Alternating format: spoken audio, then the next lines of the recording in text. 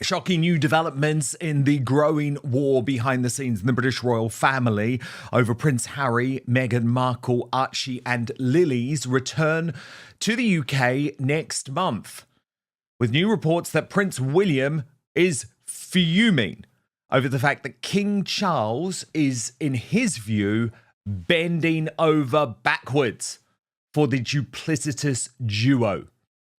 This reporting in Vanity Fair overnight via Katie Nicholl, their royal editor, who says the UK visit next month is a source of deep frustration for Wills, and he's very annoyed about it. Prince William on his phone. Well, I think Williams made the absolutely correct decision. You know, as I said within my own family when a member was treacherous, I said, treachery is not an accident. It's a character flaw, and it behooves you to remember that.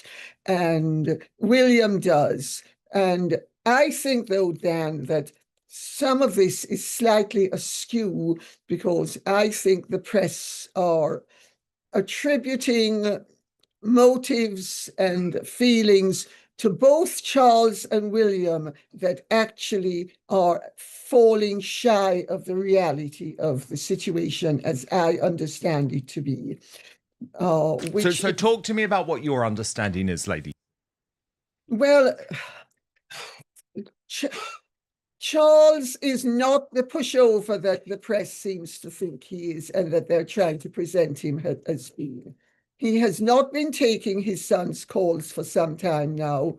He will not be exploited by his son.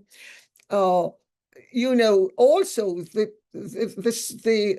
claim that Charles is paying for Harry's security flies in the face of everything that Ravek and the government has ever said, which is that no individual in this country is permitted to pay for security. That includes the king. So how all of a sudden is Charles paying for Harry's security? He's not paying for Harry's security. Harry's security is being paid for under the standard arrangements that were in place when he left. He's given his month's notice. He has been assessed, the situation has been assessed, and the security bill is going to be picked up by the state. So where that's coming from, I would love to know. That's one of the inaccuracies that slightly disturb me. And the other one is that somehow Charles is embracing Harry. Charles is not embracing Harry. You know, the situation is not quite as simplistic as the mainstream media would like to make it out to be. I get why they do it, because it's great copy, it's great content, it provides coverage, conflict, etc. But I think my understanding is that there's a lot more agreement between the king and William than that they are being given credit for. Of course, it plays well that there is a conflict, but there's a far less of a conflict. They are basically in agreement, which is that Harry needs to be blocked and contained. It's just that, do you block him totally, or do you allow him to have the latitude that he has already been granted, which was, because let's remember, Harry, when he left under the understanding that when he came back, if he gave a month's notice, he could be housed in one of the royal palaces, usually Buckingham Palace or St. James's Palace. None of that has changed. So I don't know where a lot of this is coming from. Well, I do know where it's coming from. But it's a rhetorical thing to say, I don't know where it's coming from. That's my take on it. Sorry. It doesn't agree with what other people are saying. No. I think it's very interesting, Lady C. I mean, the first thing that's interesting, of course, is that if Charles is also not taking Harry's calls and William is also rejecting the calls, it does suggest that they remain united in some way on Harry. Because remember, I reported years and years ago that both William and Charles had agreed mutually that they would never be in a room on their own with Harry again because they couldn't trust that he wouldn't take out of context what was said and perhaps make false allegations. So that's very good to hear that it's not just William who is rejecting Harry's phone calls, it's also Charles who is doing so. And for Charles, and I think emotionally you can appreciate, it's a slightly different situation. These are his grandchildren. He does have terminal cancer, although the treatment seems to be going well. And so he is minded to want to meet the children. And that does seem to be, I don't know if you agree with me, but that seems to be the fundamental difference in position between William and Charles. William does not believe there should be any meetings whatsoever, Lady C, because that provides a risk to the institution and the monarchy in the future, because William knows full well that Harry and Meghan will try and commercialise that meeting. Charles might still know that, but it's not going to change his mind because he believes he should have a relationship with his grandchildren. And also, he is Harry's father, and he has to face his conscience and his maker, and he has to do what he considers to be the right thing. And let us remember, Charles's cancer treatment could work very well for the next 15 years, and it could stop working in 6 weeks. And he knows that that's the reality. There's no Every moment is precious. Well, yeah, there is no guarantee of an elongated lifespan. So he is aware of that. There is a sword of Damocles hanging over his head, and he's not stupid. He's aware of that, and but he is not allowing Harry to make hay while the sun shines and take advantage. And if he sees Harry, and if he sees the children, it's my understanding is it's going to be in very limited, constricted terms. In much the same way that at the last meeting, the one that was supposed to be 45 minutes and lasted 12 minutes, he arrived, he was kept waiting, he was ushered out. He then had no blue lights, so he was late for his next meeting. I don't remember where. So the same degree of restriction will apply if there is a meeting. And there is a lot of speculation as to whether there will be a meeting or not. And it's quite possible there won't be a meeting, but it is also equally possible that there will be a meeting. And But your point is, don't take a meeting as a suggestion that Charles has completely capitulated to Harry, because you're saying indeed he has not. Absolutely hasn't. And basically, he and William are fighting the same corner. They're simply fighting it from slightly different perspectives. Their roles are different. Charles is a father, William is a brother. I mean, I actually think William is 110% right. But it doesn't alter the fact that I also understand where Charles is coming from. And if I were in Charles's position, I have to tell you, I would be pretty much doing the same thing. What will be interesting to see is whether Charles does as the late Queen did and refuses to have any photographs taken with those children, if indeed he meets them.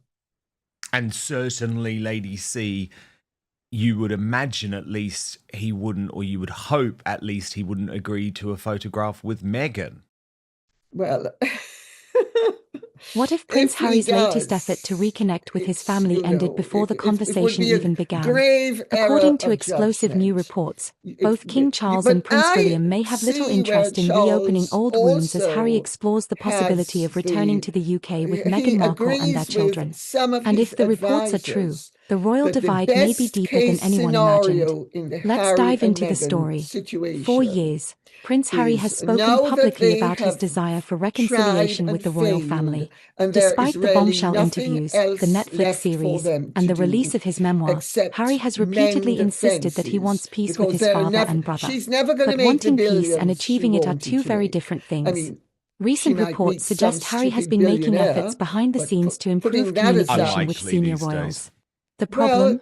The response may not have been what he hoped for. Several royal commentators now claim that attempts to reach key members of the family have been met with silence, distance, and in some cases, outright rejection. Whether those claims are fully accurate remains unclear. But they have reignited a debate that has followed Harry ever since he stepped away from royal life. Has too much damage already been done? The relationship between Harry and Prince William has been under intense scrutiny for years. Once viewed as inseparable brothers, they now appear to live completely different lives.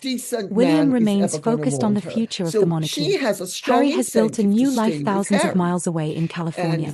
And despite occasional reports of peace talks, public signs of a meaningful reconciliation remain difficult to find. King Charles faces a difficult position as well. As a father, he may wish to maintain a relationship with his son. As monarch, he must also consider the stability and reputation of the institution he leads. That balancing act has become increasingly complicated. Now another issue has entered the picture. A possible UK visit involving Meghan Markle, Prince Archie, and Princess Lilibet. For many royal watchers, such a visit could provide an opportunity for healing. After all, family gatherings have often served as turning points in royal history. But others believe the opposite.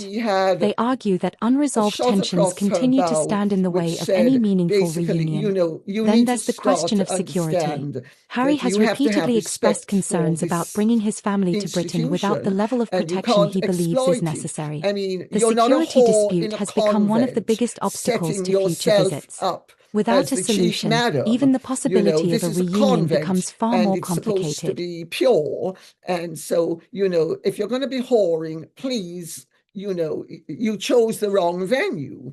And that was basically how I came to write the book. Well, of course, Meghan has proven to be unmanageable, but failure will make her more manageable, because Meghan was perfectly manageable up to a point when she was hooking and crooking her way up the social ladder.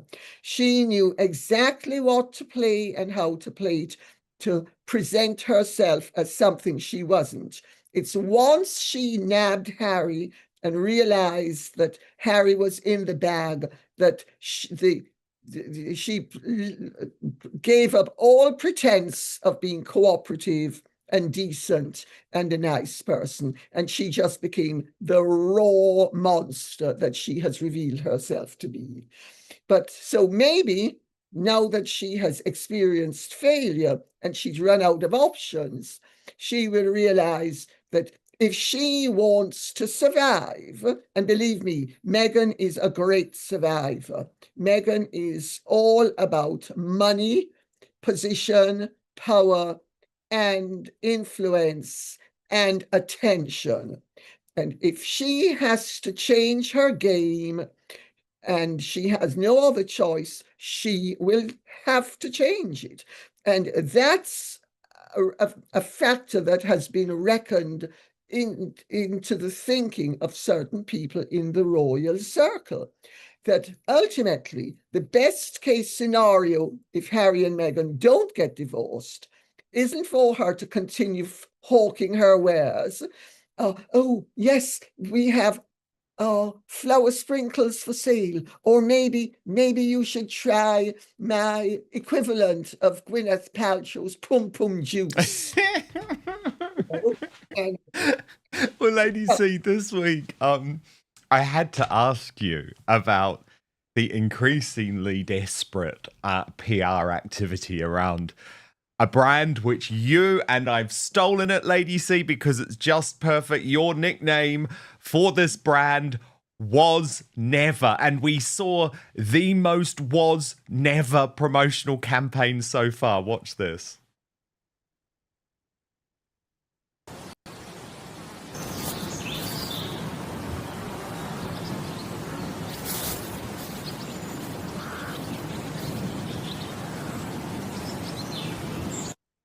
I mean, Lady C, when is someone just going to stay?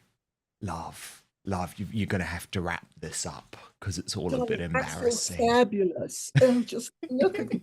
Oh, I'm so fabulous. Oh, squeeze my tomato, please.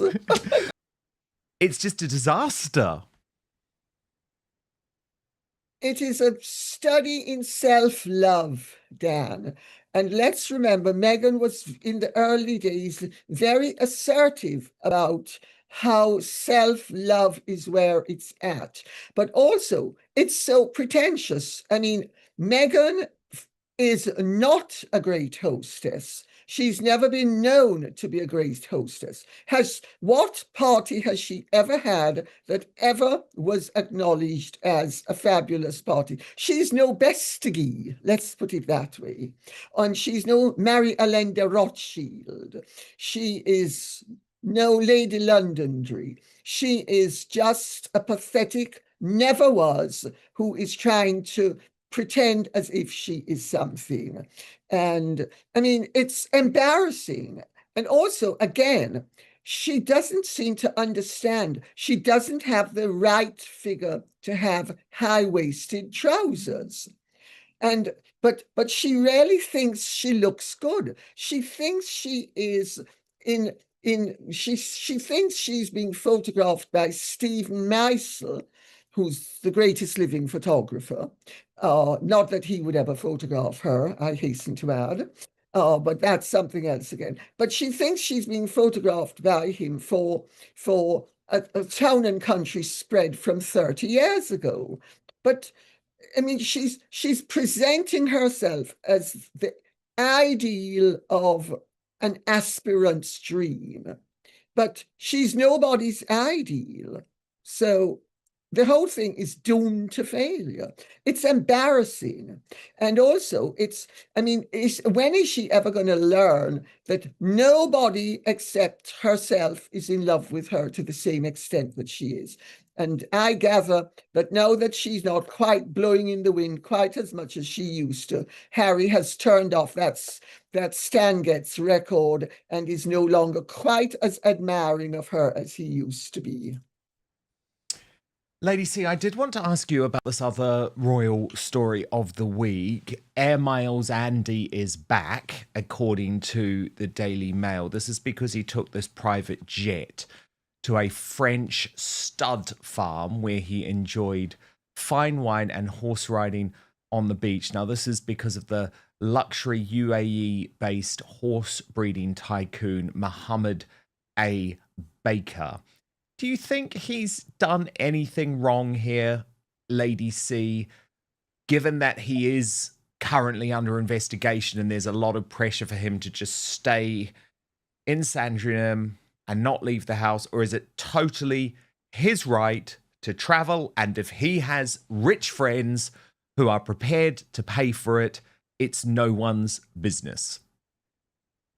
Well, Dan, Andrew has made himself very unpopular, partly also as a result of Sarah's conduct. And an awful lot has come out that is highly embarrassing. But the fact of the matter is that in this country, under our common law system, you are innocent until proven guilty. Until such time as you are proven guilty and you are imprisoned, it is an abuse of the basics of law and the rights of humanity that the public should require anybody, because of their unpopularity, to be imprisoned, even if it's only under house imprisonment. Did Andrew get in touch with anybody at the Mail and tell them that he was going to stay with Monsieur Bacher? Not a chance. They've discovered it, and they're well within their rights to write about it. But fine, they're within their rights to write about it. But spare us the sanctimonious justification. they're writing about it because they have content to fill and it's newsworthy. And they don't want to say, because they think it's not going to fly as well, that they don't want to say that, well, Andrew, until he is found guilty, has a right to travel. And the idea that anybody should be hounded into imprisonment without being found guilty is truly offensive to anybody in this world who actually understands what civil liberties are all about. Lady Colin Campbell, Milo Yiannopoulos is on to this moon bump theory, which we have discussed a lot. Yet despite all these challenges, public fascination remains enormous. Every report, every interview, and every rumored phone call generates headlines around the world. And that's because people continue to ask the same question. Can the royal family ever truly heal this divide? Supporters of Harry argue that reconciliation requires effort from both sides. They believe enough time has passed for conversations to begin. Critics disagree. They argue that trust, once broken, is incredibly difficult to rebuild, especially after years of public accusations and media coverage. Whatever the truth may be, one thing is clear. The wounds exposed over the past several years have not fully healed. And each new development seems to remind the world just how far apart the two sides remain. As reports of rejected calls continue to circulate, many observers are wondering what happens next. Will Harry continue reaching out? Will William eventually soften his position? Could King Charles become the bridge that helps reunite the family? Or has the relationship reached a point where reconciliation remains little more than a distant hope? For now, those questions remain unanswered. What we do know is that the story isn't over. The possibility of a UK visit, ongoing security concerns, and continuing speculation about family communication ensure that this royal drama will remain in the spotlight. And until there is a genuine breakthrough, every new report will fuel even more debate. What do you think? Are Harry and the royal family moving closer to reconciliation? Or is the divide wider than ever before? Share your thoughts in the comments below. If you enjoyed this video, don't forget to like, subscribe, and turn on notifications for more royal news and analysis. Thanks for watching, and we'll see you in the next video.